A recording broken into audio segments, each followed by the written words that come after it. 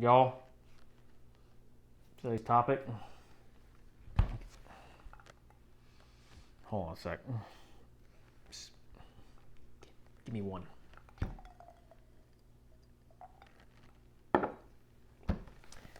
What the hell is virtual land?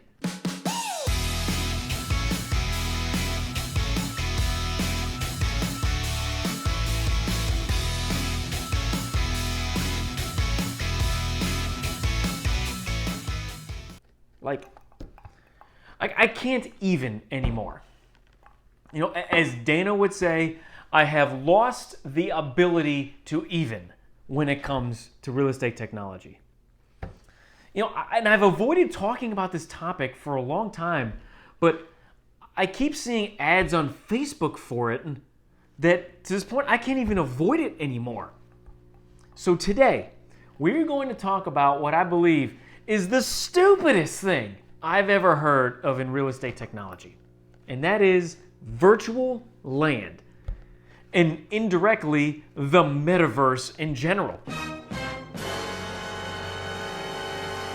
And I know, I'm gonna get a bunch of crypto nerds and VR junkies all up in my comments telling me that I'm uneducated about the potential for virtual real estate and blockchains and the metaverse as a whole.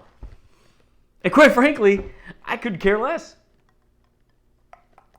Because today, I'm going to ask some basic economic and philosophical questions that neither the real estate industry nor tech journalism are asking.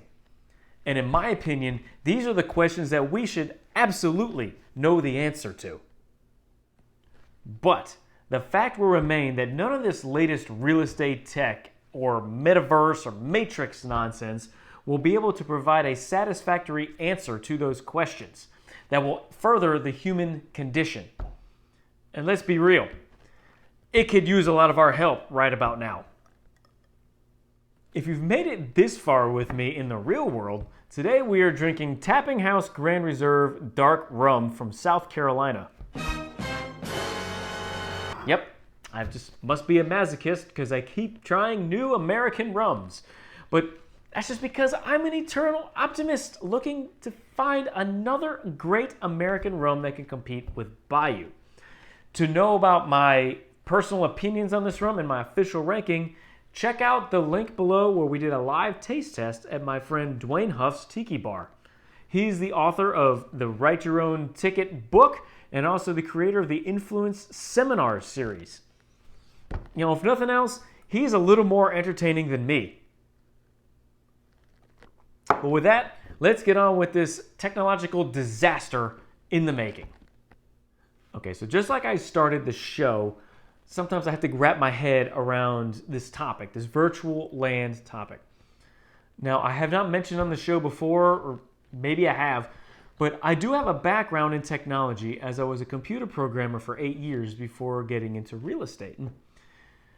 But I look at this metaverse and virtual land, and all I can think of is like, this is Sim City on a global scale. Only in this case, instead of spending $15 on a CD-ROM computer game, people are shelling out hundreds of thousands of dollars for digital land that literally doesn't exist. It's completely digital. And I don't care what proponents say about, how secure the blockchain or whatever it is. It is just a bunch of zeros and ones in a vast network of computers. It's not real. So people buy this virtual land, and what do they do with it? A lot of the articles I read talk about the exciting possibilities of building businesses and restaurants and casinos and bars. What? How does that even work? It's not like I can go to your virtual restaurant and order a virtual steak that could somehow nourish my physical body. I mean, even Cypher knew it was fake while he was in the Matrix. I know this steak doesn't exist. Virtual land violates the one true characteristic of what real estate actually is. They just aren't making any more. In the real world, there is a finite amount of real estate to be had. And through supply and demand, the land appreciates over time. With virtual real estate, by the fact that it is created out of thin air by a couple of human beings on a server or on a blockchain, this violates the basic premise of what real estate actually is. I mean, heck, just saying the words virtual real estate is an oxymoron in itself. Knowing that you can't touch it or hold it or see it, without special equipment, which is pretty ridiculous anyway. My question is this: what exactly do you own? Think about what I said at the beginning. At the end of the day, all this is a bunch of zeros and ones. Even the most crypto nerdy of crypto nerds cannot argue this basic primitive fact. Whereas real land exists through a combination of divine inception, physics, time, virtual land, and the metaverse itself cannot exist without another entity consuming resources to power it, such as electricity, machines, networks, you name it. Therefore, what are you really owning? I mean, you're just inside of a simulation, just like SimCity or Second Life or some other immersive computer virtual reality existence. So now that I have asked the existential question, and in my opinion, blown up the financial question because we don't really actually know what the asset is, I have another question regarding this virtual reality that people are investing money into. And that is, how is this a benefit to humanity? Is this good for the company? Look, I play a lot of Final Fantasy games that deal with this question all the time. But this is actually a serious question. So like with all the moral and ethical and political and financial issues that plague our society globally, and more personally the anxiety, the depression, the stress, and the spiritual confusion that people face every day, what problem does any of this virtual land and the metaverse in general, what problem does this actually solve?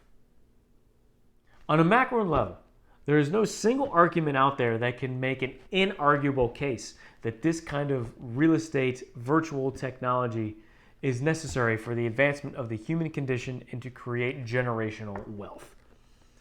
Because to be able to claim that, it would have to prove that it can improve populations' lives over time. Virtual reality, knowing that it only exists because some humans and some machines have created it out of thin air, it cannot possibly create the kind of prosperity like real estate can do.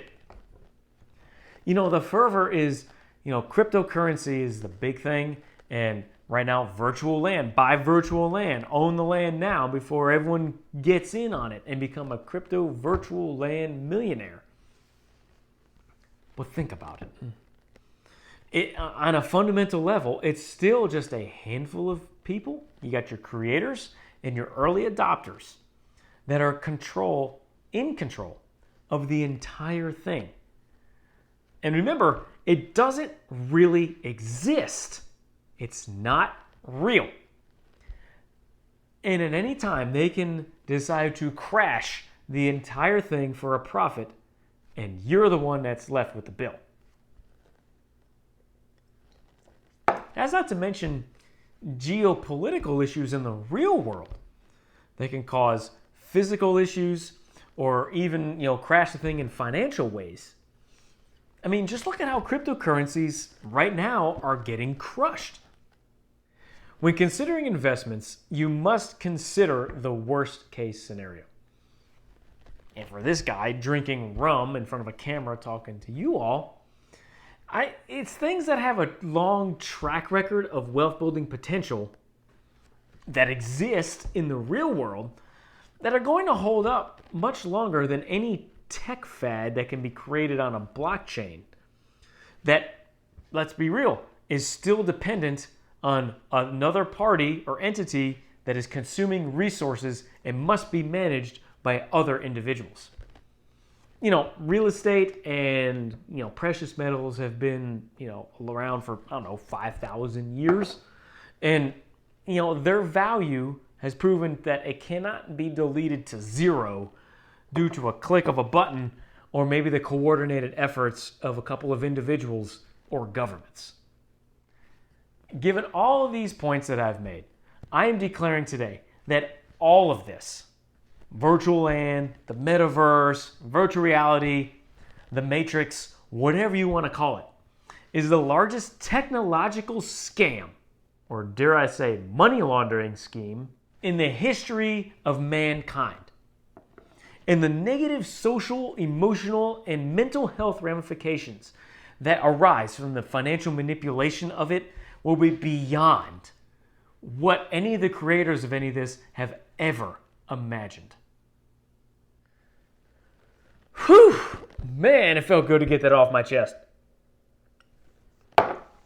This was a very heavy episode, and I'd like to start a discussion on this because it's a topic that I know is not going to go away, and I'm probably in the minority at this point. So please just leave your comments below. Let me know what you think about this idea of virtual land and, the metaverse and, in general. But if you have any virtual land or have considered buying it, I'm definitely interested in hearing your story.